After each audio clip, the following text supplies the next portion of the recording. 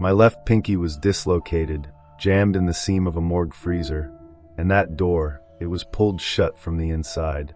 Before that night, I thought the scariest thing about St. Jude's Hospital was its nauseating, omnipresent mint green paint. My name is Mike. I'm a night shift janitor at St. Jude's. It's not a big deal of a job.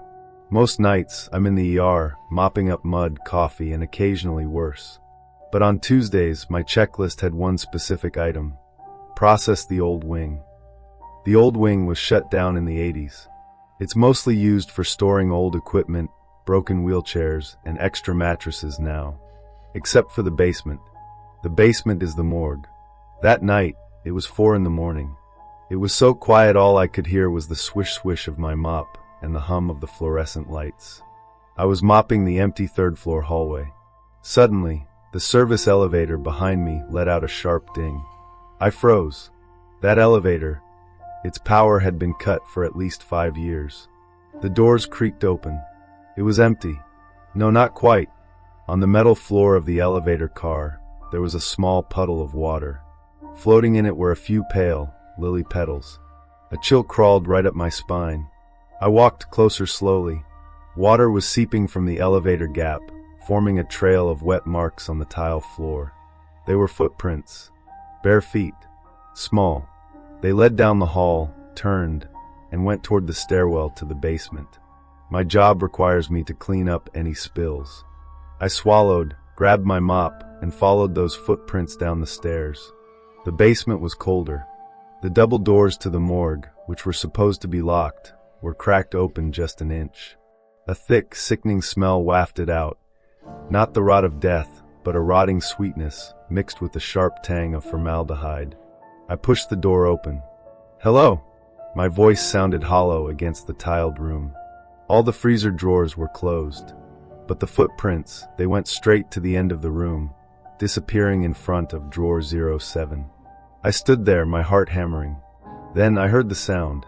A sharp, metallic scrape. It was the latch on drawer 07. It was being pulled back from the inside. The drawer burst open, the heavy metal tray sliding out. But it wasn't a body in a sheet. It was a woman. She was alive, or at least she had been. She was wearing a soaked, tattered hospital gown. She was emaciated, her skin a wrinkled, pale white, like she'd been left in water for too long. Her hair was plastered, soaking wet, to her face. She sat bolt upright. She grabbed my cleaning cart, the heavy industrial one, full of water and chemicals, and threw it over like it was a toy. Water, mops, and caution. Wet floor signs crashed everywhere. She crawled out of the drawer, her movements fast and wrong, like a panicked spider. She let out a high-pitched shriek that felt like it would shatter glass, and she lunged at me. I fell backward, my head cracking hard against the tile floor. She was on top of me. She weighed almost nothing, but she was impossibly strong. She opened her mouth, trying to bite my face. That smell of formaldehyde and rotten flowers was suffocating me. I used all my strength to push her off. She grabbed my left hand and twisted. I heard a wet pop as a jolt of white-hot pain shot up my arm. She slammed my hand against the freezer next to us, drawer 08.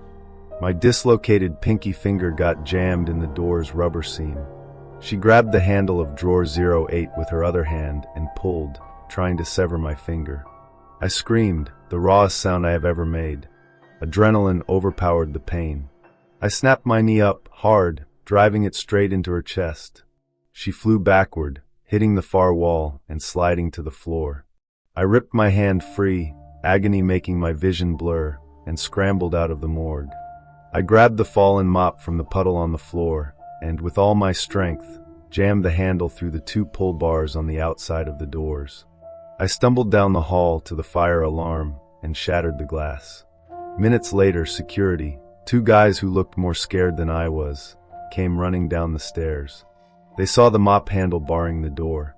It took them a moment to pry it loose and get the doors open. The morgue was empty. The woman was gone. My cart was on its side, water and lily petals mixing on the floor. They opened drawer 07.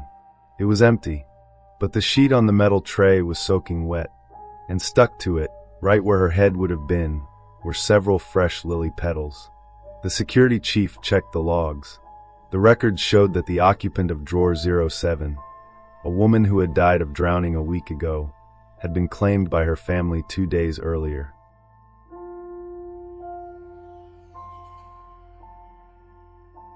I was Sarah, and after college, I took a night shift job at a private convalescent clinic in the remote suburbs. It wasn't much of a clinic, more like a remodeled old house, surrounded by a thin patch of woods.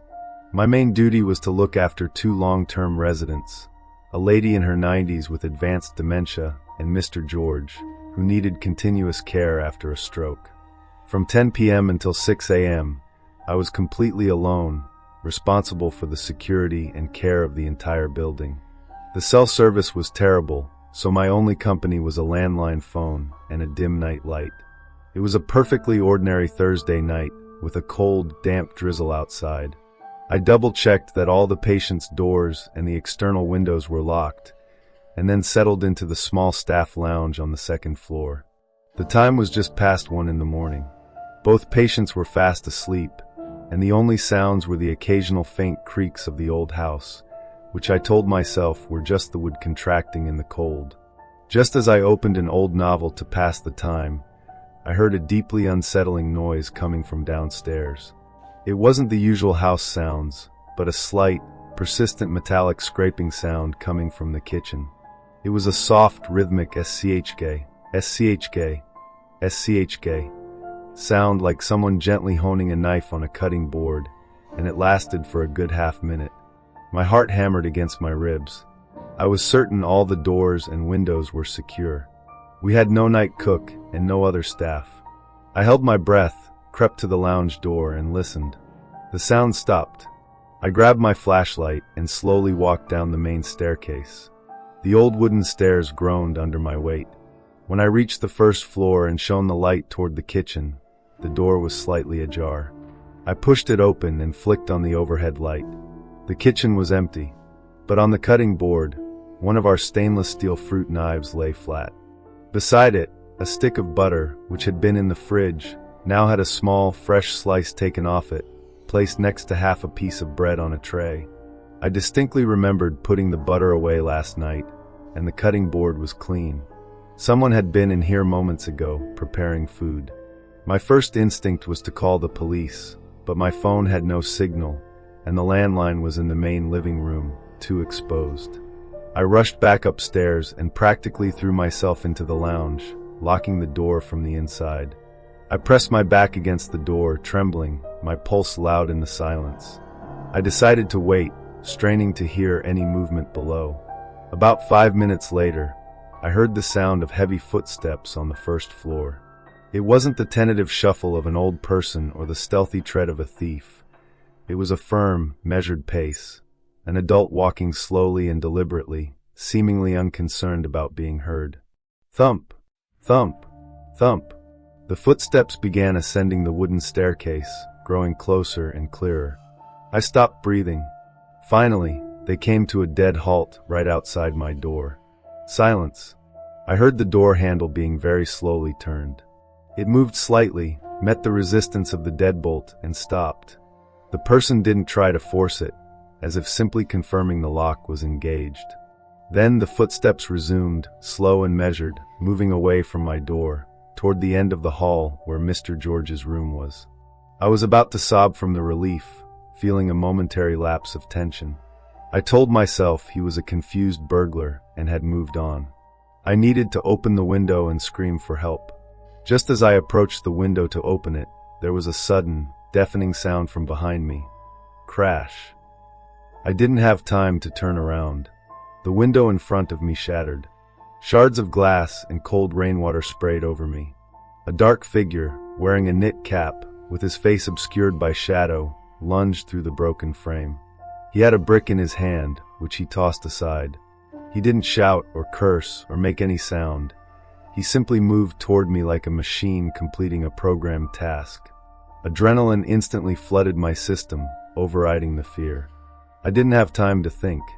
I sidestepped his lunge, and my eyes fell on the desk beside me, the heavy, old-fashioned metal desk lamp. It had a massive, solid round base. As he turned to grab me, I seized the lamp with both hands, aimed for the side of his head, and swung it with all my strength like a makeshift hammer. Clang!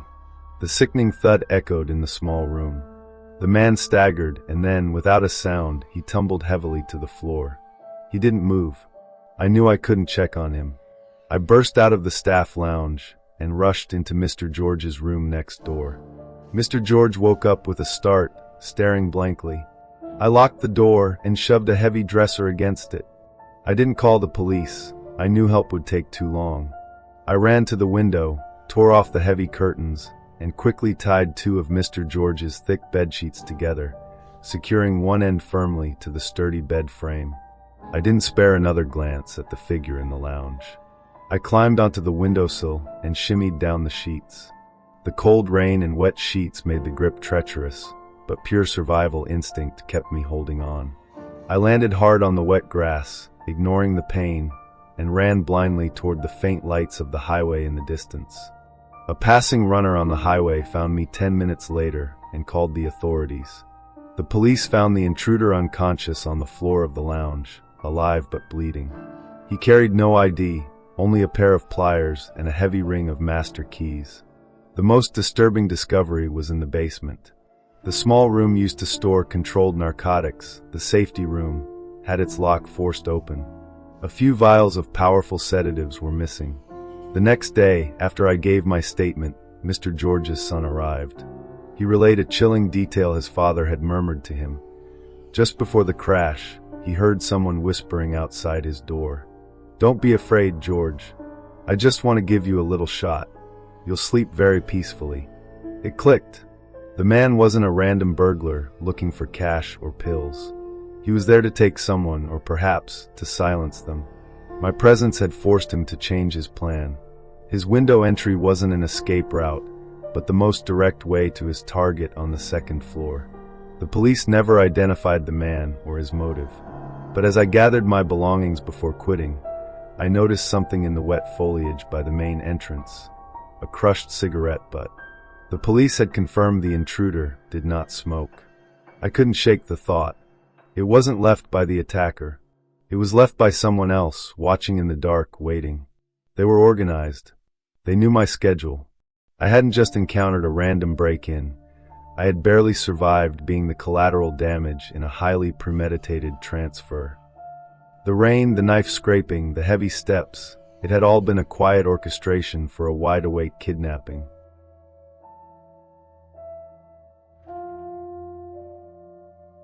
The call light for room 404 lit up, a room that was completely sealed off with thick plastic sheeting for renovation, and the nurse's station monitor starkly displayed my own name.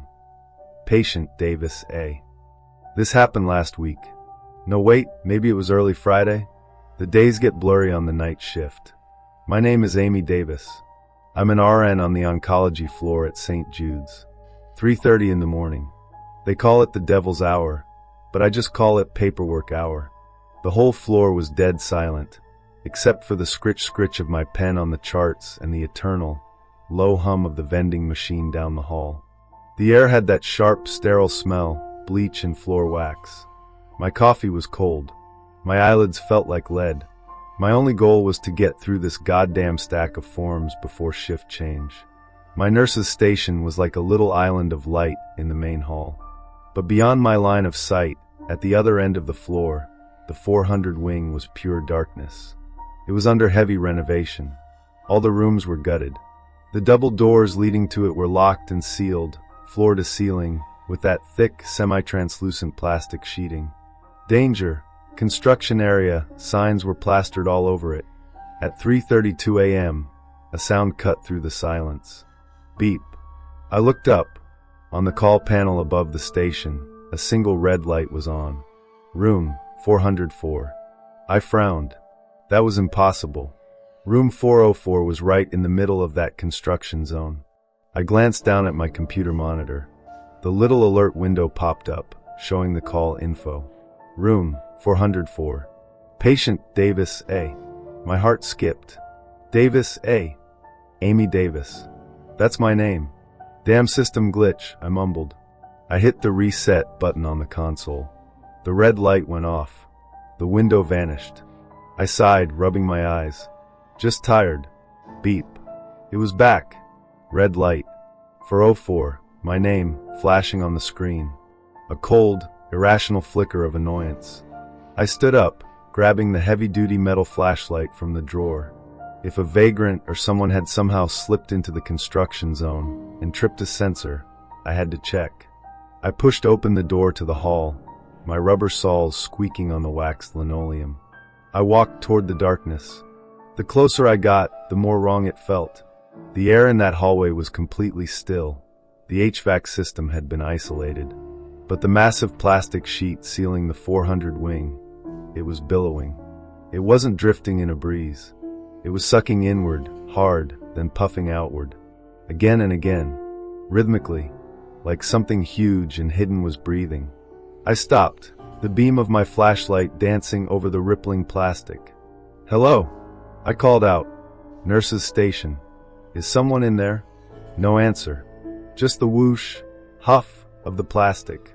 I forced myself to take a few more steps, close enough to smell the sharp scent of plaster dust and cold mildew. I pressed my ear to the cool plastic. I heard something. Tap, tap, tap, tap. It was a faint, dry sound. It sounded exactly like a single fingernail, methodically tapping on the inside of the drywall. I recoiled like I'd been shocked. Nope. Absolutely not. I'm not security. I turned and practically ran back to the bright, safe halo of the nurse's station. My hands were shaking. It was the wind. It was rats. It was the building settling. I kept telling myself that. I fell back into my chair, heart hammering. And that's when the internal phone rang. It wasn't the soft chime of an outside line. It was the jarring, ear-splitting brarring of the internal hospital line, the one designed to cut through any noise. I stared at the flashing red button. The caller ID screen showed only 3 digits, 404. My hand was shaking so badly, I could barely lift the receiver. This is Nurse Amy. My voice was dry. Static. Dead air. Then a voice. It wasn't human. It was dry and old, like the rustling of 1,000 dry leaves. A whisper. "It's so cold in here, Amy." I froze. I stopped breathing. The voice paused, as if savoring my silence. "Come let me out." I let out a short scream and slammed the phone back into its cradle. I launched myself out of the chair, pressing my back flat against the wall behind me. I stared down the dark hallway. Sheshripe. The sound was deafening, like heavy canvas being torn in two. The thick plastic sheet sealing the 400 wing, it ripped open from the inside. Tattered strips of plastic fluttered to the ground. In the gaping darkness at the end of the hall, backlit by the sickly red glow of the emergency exit sign, stood a figure. It was wrong. It was too tall. Impossibly tall and thin, with limbs like a spider's. It was wearing what looked like a tattered, old-fashioned hospital gown. It started to move. It wasn't walking. There were no footsteps. It was gliding, smoothly. Inch by inch, it slid toward me, gaining speed. It moved from the pure darkness into the dim light of the main hall. I couldn't move. My brain was screaming that this was impossible. It stopped, maybe 30 feet away. It slowly lifted its head. I couldn't see a face, just a blur in the red-tinged shadows. And then its head began to turn. Not like a person turning their neck. It twisted, like a bottle cap.